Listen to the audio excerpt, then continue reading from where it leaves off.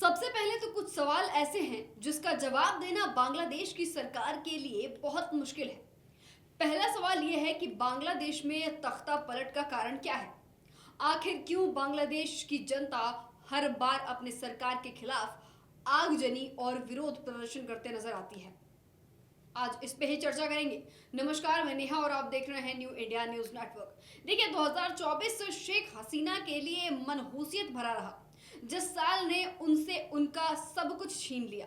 सत्ता, कुर्सी, राज एक राजनेता के लिए बहुत बड़ी बात होती है। लेकिन 5 अगस्त 2024 का वो दिन जब बांग्लादेश की प्रधानमंत्री शेख हसीना ने खुद के लिए मौत मांगा था, जब उनके ही देश में उनके आवाम ने उनका विरोध प्रदर्शन किया और देश में बड़े पैमाने पर हुए विरोध प्रदर्शन के बाद उन्हें पद से इस्तीफा देकर देश छोड़कर आना पड़ा दूसरे देश, और देश छोड़ने पर मजबूर होना पड़ा। लेकिन अब शेख हसीना के इस तख्ता पलट से जुड़ा अहम खुलासा हुआ है। बांग्लादेश के एक प्रमुख अखबार पॉर्थोम एएलओ की रिपोर्ट के मुताबिक इंटरनेशनल क्राइम ट्रिब्यूनल के वकील मोहम्मद ताजुल इस्लाम ने कोर्ट में सुनवाई के दौरान शेख हसीना के इस्तीफे से जुड़ा वाकया बताया है। ताजुल इस्लाम ने कहा कि 5 अगस्त 2024 को जब तख्ता पलट के बाद और तख्ता पलट के दौरान सेना के अधिकारियों ने शेख हसीना से इस्तीफा देने को कहा था, तो इस पर शेख हसीना ने कहा था कि मुझे गोली मार दो और यहाँ बंग भवन में ही मुझे दफन कर दो। ये शेख हसीना के पद से इस्तीफा देने से पहले के ये आखिरी शब्द थे। इसके बाद शेख हसीना ने भारत में शरण ली थी। लेकिन अभी भी सवाल वही है कि आखिर इस विरोध का कारण क्या है। चलिए जानते हैं। बांग्लादेश में तख्ता पलट ने देश की छवि को धूमिल कर दिया है। ऐसे में इस बात को लेकर दुनिया भर में चर्चा है कि आखिर क्या ऐसी वजह रही है कि 15 साल से देश की सत्ता पर काबिज शेख हसीना को महज 45 मिनट के अंदर प्रधानमंत्री पद से इस्तीफा देना पड़ गया। क्या कारण है वो? देखिए, देश में तख्ता पलट और विरोध प्रदर्शन के 7 कारण हैं। हम फिलहाल आपको सिर्फ 3 से 4 ही बताएंगे। अभी पहले के बारे में चलिए जान लेते हैं। दरअसल बांग्लादेश की जीडीपी वृद्धि दर लगातार 6% से ऊपर थी। इस दौरान बहुत सालों में इस देश में असंतोष बढ़ता रहा। आपको बता दें कि कोरोना के बाद देश के लोगों में काफी नाराजगी रही सरकार को लेकर, और कोरोना से लगभग बांग्लादेश की जनता पूरी तरह टूट चुकी थी। लोगों के दिलों में बेरोजगारी ने घर बना ली थी और अंदर ही अंदर हुकूमत के लिए आक्रोश भरने लगा था लोगों के दिलों में। राजनीतिक स्थिरता के बावजूद सरकार के प्रति बढ़ता असंतोष तख्ता पलट का सबसे अहम और प्रमुख कारण बना।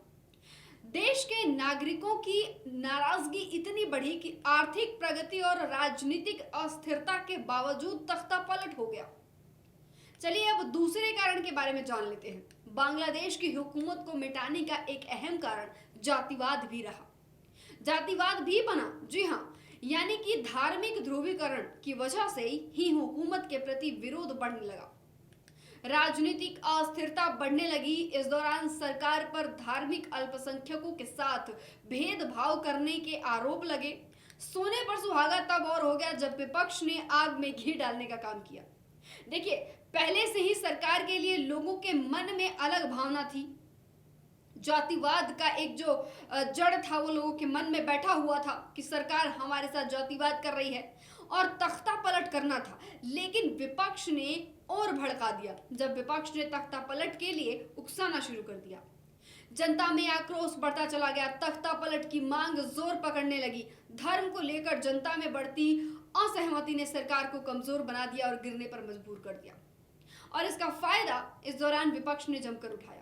देखिए, किसी भी देश के विपक्ष हो, जब सत्ता पक्ष में कुछ घटित होता है तो फायदा जम के उठाया जाता है, और हुकूमत के खिलाफ जंग छेड़ने की रणनीति तैयार करने लगा विपक्ष। इसके साथ ही छात्र आंदोलन के बीच धार्मिक ध्रुवीकरण की वजह से शेख हसीना की अगुवाई वाली आवाम लीग की सरकार को सत्ता से बेदखल कर दिया गया। और दूसरा कारण, छात्र आंदोलन के बीच धार्मिक ध्रुवीकरण की वजह से शेख हसीना की अगुवाई वाली अवामी लीग की सरकार को सत्ता से बेदखल कर दिया गया।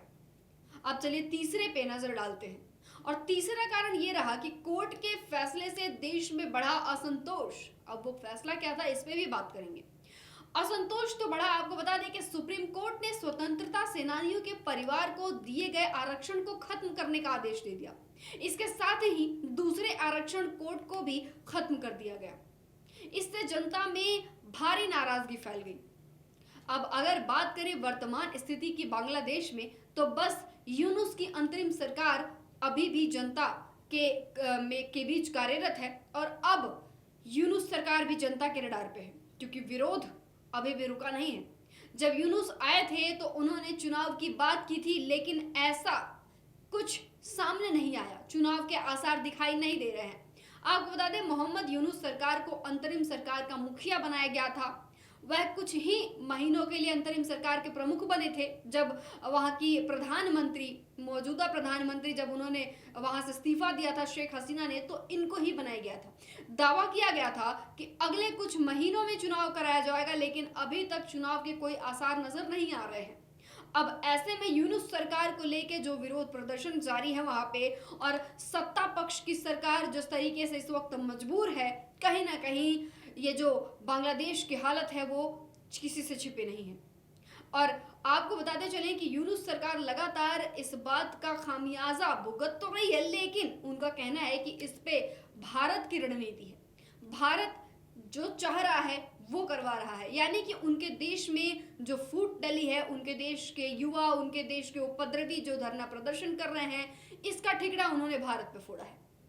फिलहाल आप क्या सोच रहे हैं इस खबर के बारे में, हमें कमेंट बॉक्स में जरूर बताइएगा।